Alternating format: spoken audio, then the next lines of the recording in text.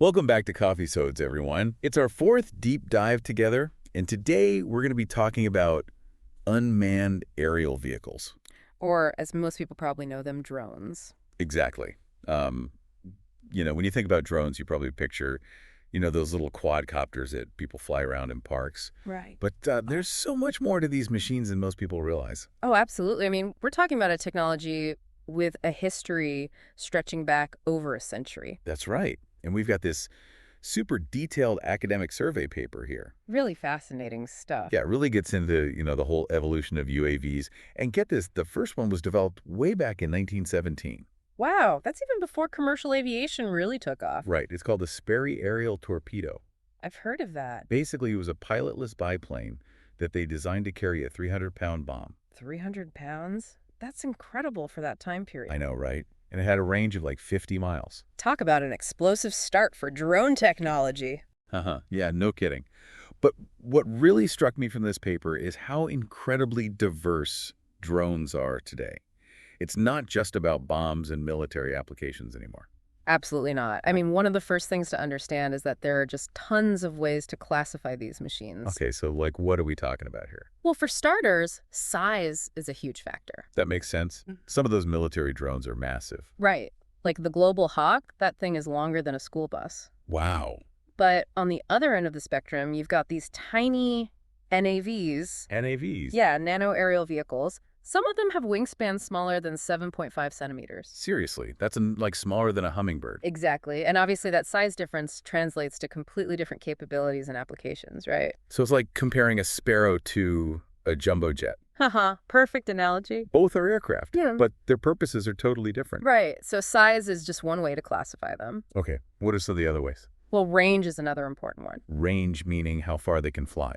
Exactly. You've got some drones that are tethered, like the Orion 2. Tethered, like attached to a wire. Yeah, basically. It provides a constant supply of power and communication so it can stay airborne for a really long time. How long are we talking? Like a full 24 hours. Wow, that's wild. I bet that's super useful for things like surveillance. Oh, absolutely. But if you need a drone to cover a lot of distance, then you're looking at endurance drones. Some of them can fly over 300 kilometers and stay in the air for over 36 hours. That's longer than some international flights. I know, right? Okay, so we've got tiny drones, massive drones, short-range drones, long-range drones. What about weight? Yeah, weight is obviously a critical factor as well. I imagine the heavier a drone is, the less maneuverable it is. That's generally true, yeah. And it also affects what the drone can carry, of course. Makes sense. So you've got those nano drones we talked about They're earlier. tiny ones. Right. Some of them weigh less than 200 grams, so they're super agile and perfect for indoor use. I bet those are fun to fly around the house. Uh-huh, probably. But then on the other end of the spectrum, you have behemoths like the Raven X, which weighs over 24,950 kilograms.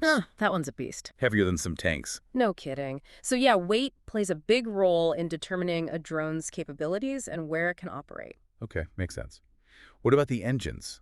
Does the type of engine matter for classification? Absolutely. The engine has a huge impact on performance. Okay, so like what are the main types of engines used in drones? Broadly speaking, you've got chemical engines and electric engines. Chemical engines, so like traditional fuel-powered engines. Exactly, like piston or jet engines. Those are more common in larger drones, especially military ones, because they provide a lot of power. And electric engines, those are the ones powered by batteries, right? Right, and sometimes even solar panels.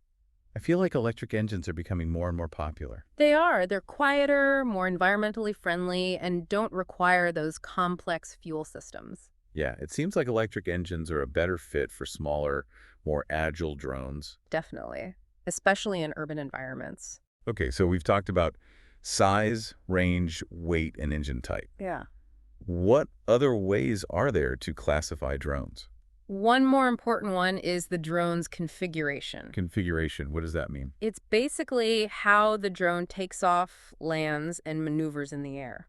Oh, okay, that makes sense. So you've got HTOL drones. Yeah. It stands for horizontal takeoff and landing. So like a traditional airplane. Exactly. They need a runway, right? Right. Which can limit the versatility, especially in situations where space is restricted. Gotcha. And then on the other end of the spectrum, you have VTOL drones, right? Exactly. Vertical takeoff and landing. So those are the ones that can take off and land like a helicopter. Right. Multi-rotor designs like quadcopters fall into this category. Makes sense. VTOL drones are incredibly maneuverable and can hover in place, which makes them perfect for a lot of different applications. This is like a trade-off between range and maneuverability, right? Yeah. HTOL drones are good for long distances, but VTOL drones are better for tight spaces. But didn't you mention something about hybrid drones? Like a combination of the two? Oh, yeah. Hybrid drones use VTOL for takeoff and landing, but then they switch to a fixed-wing configuration for more efficient long-distance flight.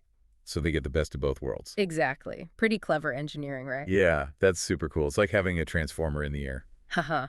Kind of. And then you've also got some unconventional designs out there, like bio-inspired drones. Bio-inspired, what does that mean? They're drones that mimic the flight of birds or insects. Oh, wow, I've seen videos of those.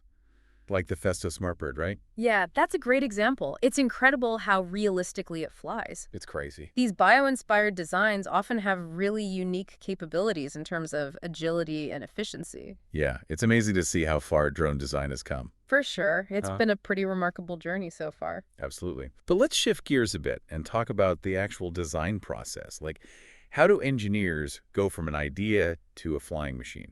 Well, it's a surprisingly iterative process. It usually starts with a conceptual design phase. So that's where they brainstorm and come up with different ideas. Exactly. Lots of whiteboard sessions and coffee-fueled debates. I can imagine. They have to weigh the pros and cons of each approach and figuring the best way to meet the specific needs of the mission. Sounds like a lot of fun, actually. It can be. Yeah. Then, once they have a solid concept, they move into the preliminary design phase. And that's where they start to get into the nitty-gritty details. Right. More detailed calculations and simulations. So that's where they start figuring out what will actually work in the real world. Exactly. And they also start thinking about materials. Ah, yeah, I bet that's a big consideration. Like what materials are strong enough, but also lightweight enough? Exactly. You've got traditional materials like wood, believe it or not. Wait, wood? Seriously? Yeah. It's still used for some smaller drones because of its strength-to-weight ratio. Wow, I wouldn't have thought wood would be used in such high-tech machines. You'd be surprised. But of course, you also see a lot of aluminum, fiberglass, ABS, plastics. And carbon fiber, right? For the really high-performance drones. Oh yeah, carbon fiber is the go-to material if you need something incredibly strong and incredibly light. It's like the magic material of the 21st century. Pretty much. And the choice of materials plays a huge role in the drone's overall performance and durability. And speaking of durability, I imagine there's a lot of analysis that goes into making sure these things can handle the stresses of flight. Absolutely. Structural analysis is a key part of the design process. So what does that involve? Well, engineers use sophisticated software to simulate the stresses and strains the drone will experience during flight. So it's like a virtual crash test. Haha, that's one way to put it. They want to make sure the drone can handle the payload and withstand different weather conditions. Makes sense. They also do vibration analysis to minimize vibrations. Why is that important? Well, vibrations can impact performance and lead to wear and tear on the drone. Oh, right. I hadn't thought about that. Yeah, it's all about making sure the drone is as durable as possible. And what about aerodynamics? Like the shape of the drone and how it moves through the air? Yeah, that's crucial as well. That's where computational fluid dynamics comes in. Computational fluid dynamics. Yeah. That sounds complicated. It is. But basically, it allows engineers to simulate the airflow around the drone. Oh, I see. So they can optimize the design for maximum lift and minimal drag. Exactly. So it's all about finding that perfect balance between weight, strength, and aerodynamic efficiency. Exactly. Every design decision has ripple effects, so they really have to consider all the factors. It sounds like a really complex and fascinating process. It definitely is. Okay, so now let's talk about what I think is one of the most intriguing aspects of drones. The control systems. Ah, yes, the brain of the operation. Right, like what makes these things actually fly? So the flight control system is basically responsible for stability, navigation, and overall control. Okay. And a lot of drone designs would be inherently unstable without a sophisticated control system. Really? So they wouldn't be able to fly at all? Well, not in a controlled way, no. Oh, I hadn't thought about that. It's like having a digital pilot on board, constantly making adjustments to keep the drone on course. So these flight controllers, what are they actually made of?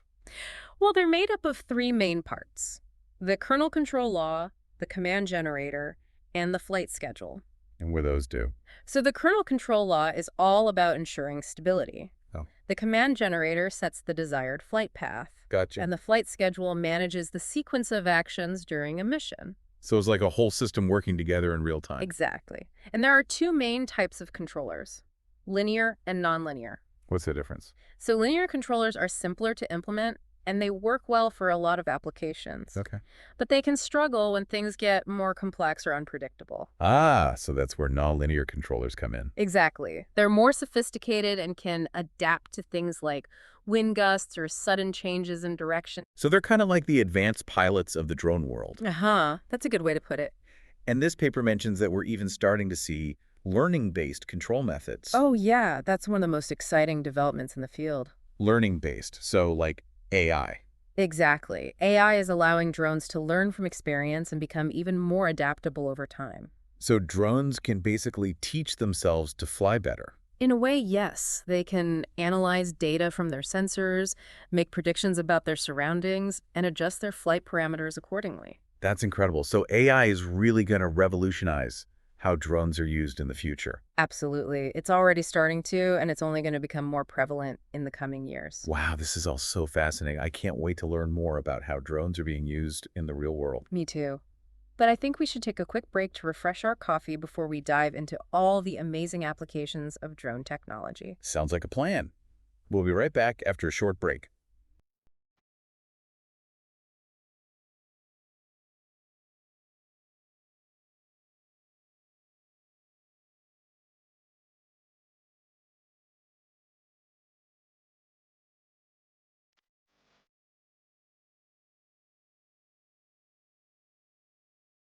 So where were we?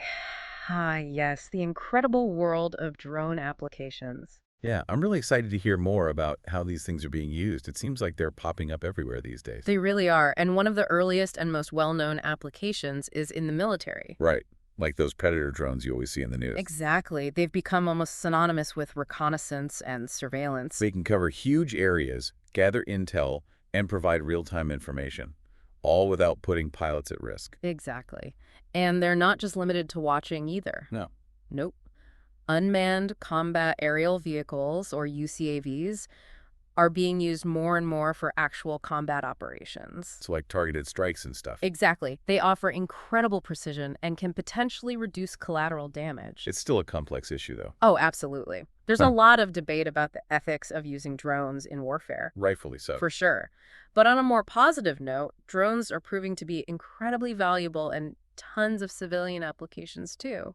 Yeah, tell me about that. I'm really interested in hearing about how drones are being used outside of the military. Well, one area where they're making a real difference is search and rescue. That makes sense. They can get to places that would be difficult or dangerous for humans. Exactly. They can quickly survey disaster areas, locate survivors, and even deliver supplies. And they can probably do it much faster than traditional methods, too. Oh, absolutely. And we're seeing them used more and more for remote sensing as well. Remote sensing, what does that mean? Basically, it's using sensors to gather information about the environment from a distance. Okay. So you can equip a drone with cameras, thermal imaging, LiDAR, all sorts of sensors. Nice. And they can collect data on everything from crop health to air quality to wildfire spread. So it's like having an eye in the sky. Exactly. Constantly monitoring the world. I remember reading about how drones are being used to monitor the health of forests. Oh, yeah, definitely. They can spot signs of disease or illegal logging activity much faster than people on the ground can. That's amazing. It really is. And another area that's getting a lot of attention is delivery. Oh, yeah.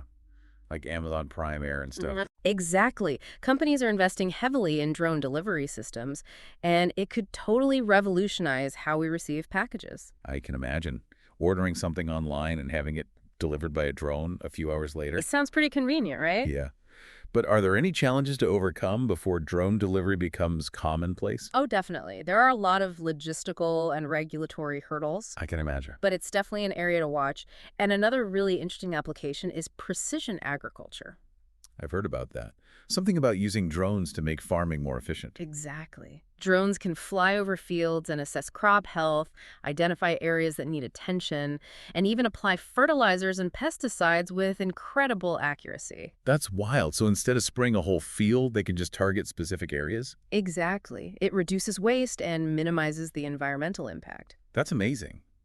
It seems like drones have the potential to make farming much more sustainable. They really do. It's a game changer for the industry. Wow. It's incredible to see how drones are being used in so many different ways. It really is. But like we were talking about earlier, there are some challenges that drone technology still faces. Right. Like what? Well, one of the biggest limitations is battery life. Yeah, that makes sense. Most drones can only fly for a limited amount of time, right? That's right. And it restricts their range and operational It's capabilities. like the Achilles heel of so many electronic devices. Haha, pretty much. But luckily, researchers are working on solutions. What kind of solutions? Well, one approach is to develop more efficient batteries and better battery management systems. That seems like the most obvious solution. It is, but there are other approaches as well, like battery swapping systems. What's that? So basically, a drone could land at a charging station and automatically swap out its depleted battery for a fresh one. Oh, that's interesting. Like a pit stop for drones. Exactly. And there's also growing interest in solar-powered drones. Oh, yeah. They could theoretically stay airborne much longer. Yeah. That's the idea. Imagine drones powered by the sun, constantly monitoring the environment or providing communications in remote areas. That would be amazing. It would, but battery life is just one challenge. What else is there? Well, another big one is collision avoidance. Ah, right. With more and more drones in the sky, there's a greater risk of them crashing into each other or into other objects. Exactly. So ensuring that they can navigate safely and avoid collisions is crucial. Especially as we move towards more autonomous drones, right? Especially then, yeah. When you don't have a human pilot directly controlling the drone. So how are we tackling this challenge? Well, a lot of it comes down to advancements in sensor technology and artificial intelligence. Ah, okay. Drones are being equipped with increasingly sophisticated sensors and algorithms that allow them to detect and avoid obstacles in real time. So it's like giving them a sense of sight and the ability to react to their surroundings. Exactly. That's pretty reassuring. It is. But there are still challenges to overcome. Makes sense. And another major concern is security. Yeah, that's a big one. Especially with the drones becoming more connected and autonomous. Right. There's always the risk of hacking or misuse. So what's being done to address that? Well, one approach is to strengthen the encryption and communication protocols that drones use. So it's harder for unauthorized individuals to access their systems. Exactly. And it's also crucial to develop ways to authenticate drone operators. So like using passwords or biometric data to make sure that only authorized people can control the drone. Exactly. It's all about having multiple layers of security to protect the drone from malicious actors. Makes sense. And this is an area that's going to continue to evolve as drone technology advances. Well, it's an ongoing challenge. It is, yeah. But it's one that we need to address to ensure that drones are used safely and responsibly. I agree. And now, for the really fun part, let's talk about some of the future trends in drone technology. Okay, I'm all ears. What's on the horizon for drones? Well, one trend that I'm particularly excited about is the development of swarm UAV systems. Swarm UAV systems. What does that mean? Basically, it's the idea of having multiple drones working together in a coordinated way to achieve a common goal. Oh, wow. That sounds like something out of a sci-fi movie. It kind of is. Imagine swarms of drones being used for search and rescue operations, or for precision agriculture, or even for package delivery. So instead of just one drone, you'd have a whole team of them working together. Exactly. And that coordinated action could lead to greater efficiency and broader coverage. And what if one drone fails? Well, that's the beauty of a swarm. The others can pick up the slack and ensure that the mission continues uninterrupted. That's amazing. It's like having a built-in backup plan. Exactly. So yeah, swarm technology is definitely something to watch. Okay, cool. What other advancements are shaping the future of drone technology? Well, we've talked a bit about AI already, but its impact is only going to grow in the coming years. Right. I can imagine AI being used for things like navigation and obstacle avoidance. Oh, definitely. But it goes way beyond that. AI can help drones analyze data, make predictions, even learn from their experiences. So it's like giving them a brain. Haha, pretty much. And this has huge implications for all sorts of applications, like delivery, for example. How so? Well, imagine a delivery drone that can use AI to make real-time decisions about its route, taking into account traffic, weather conditions, and potential obstacles. That's really cool. It is.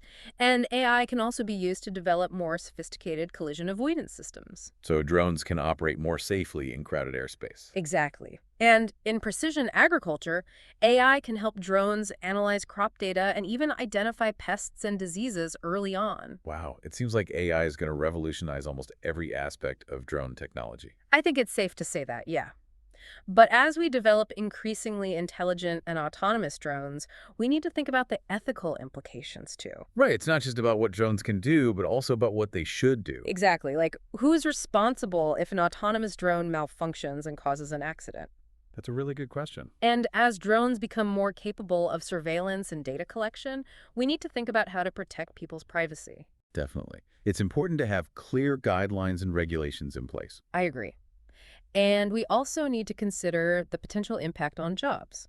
Right. As drones become more sophisticated, they could start replacing human workers in certain industries. Exactly. And we need to be prepared for that. It's a complex issue, but it's definitely something to think about. It is. And I think it's important to have open and honest conversations about these challenges as drone technology continues to evolve. I agree. So yeah, drones are amazing machines with incredible potential, but we need to be mindful of the potential downsides too. Right. It's about finding that balance between innovation and responsibility. Exactly. And I think that's a great segue into some of the other future trends that are worth mentioning. Okay. What else is there?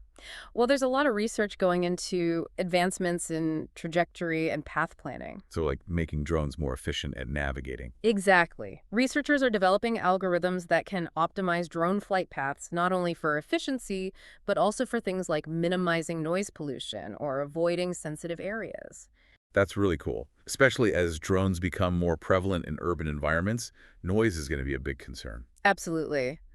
And another area that's getting a lot of attention is energy charging technologies. Right. We talked about battery swapping and solar power, but are there any other possibilities on the horizon? There are. Researchers are even exploring the use of wireless power transfer. Wireless power transfer. So Yeah. like charging the drone while it's in flight? Exactly. That would be incredible. Drones could potentially stay airborne indefinitely. That's the idea. And it would open up all sorts of possibilities. Wow.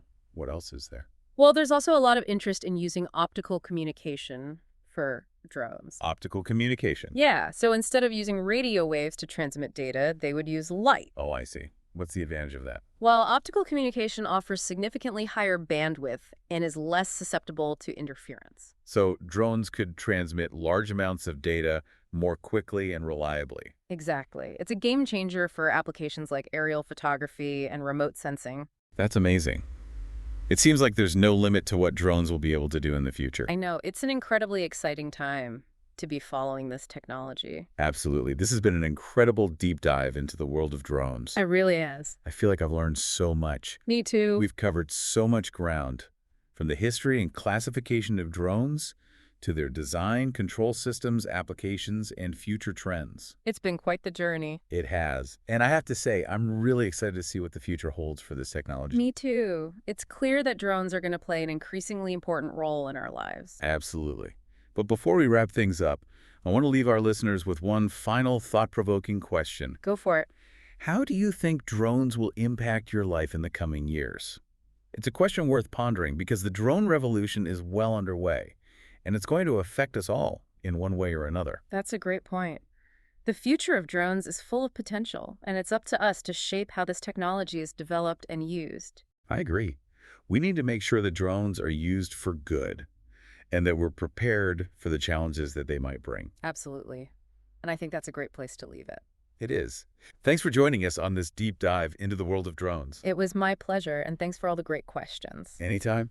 Till next time on Coffeesodes.